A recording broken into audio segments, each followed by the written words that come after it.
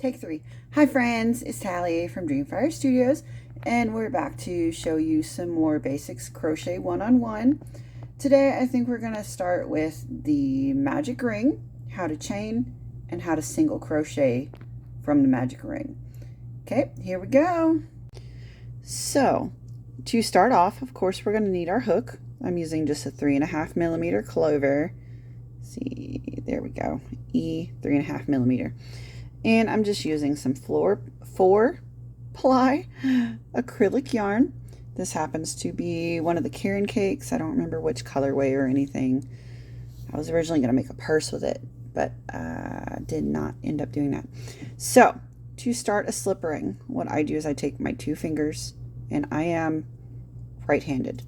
So I take my left hand and I put the start over this like this. And you want to leave a little bit of a tail, and I'll show you why in a minute. So I'm going to grab the back.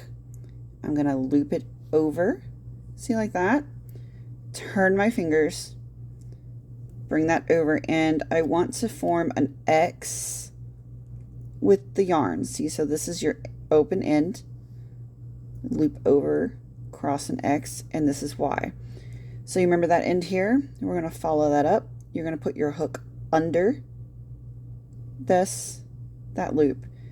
Catch the working loop that's attached to the rest of your yarn. Twist it so you get a little loop there. Grab the working end that attaches to the ball or skein or whatever you have your yarn done at. Pull up, and that makes your slip knot. Release the yarn, makes a loop, and that is your magic ring. Now, what do we use a magic ring for?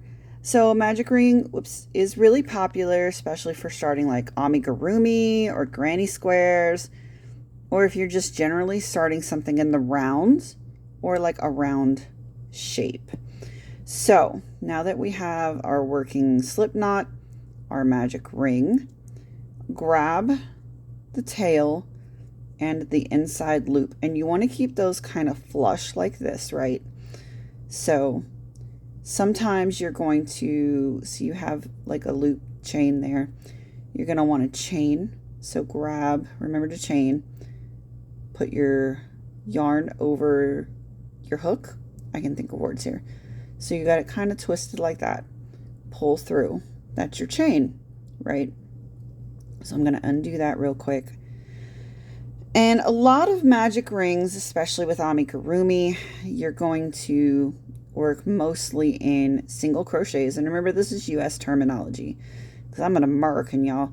Anyway, so to start single crocheting into the magic ring, remember to hold those 2 ends right there. Put your hook under both. Grab your yarn. Bring it up. So you have 2 loops, yarn over, and pull through. And that gives you your first single crochet. Now, most amigurumi start with like a single crochet 6 around your ring. And with the acrylic yarn, that's fine. You want to do that. So 1, 2, 3,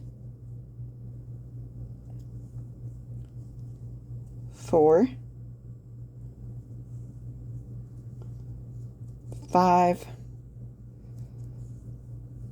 and 6. So what do we do from there? Because we have this big old ring. We have to remember this tail. We're going to take the tail. Don't pull your hook out or you'll lose your stitch. Pull that tail until it tightens up.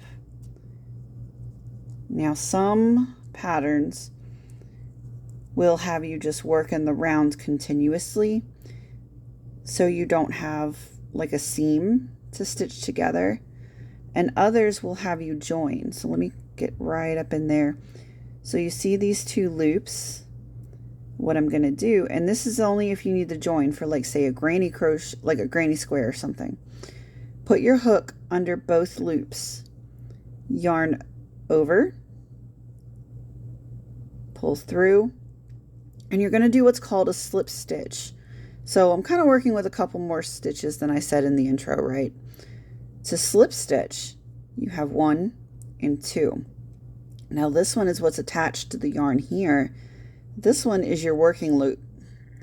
You're just gonna make sure that's at the catch of your hook and pull it through, and see how it lays nice and flat.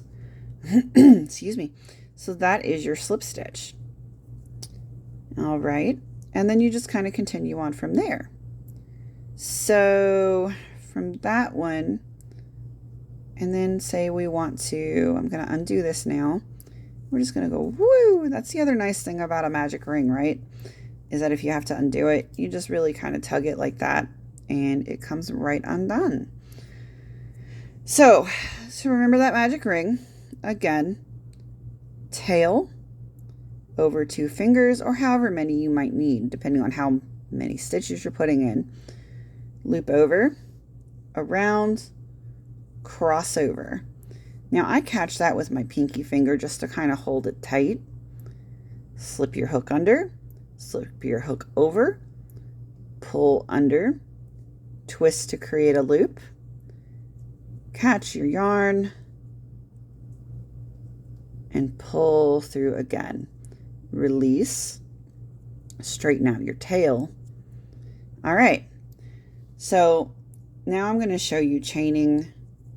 So remember from earlier, we just yarn over and pull through. And sometimes this works especially well if you're doing granny squares, because you're generally going to work with double crochets there. But we'll go over double crochets later in another video.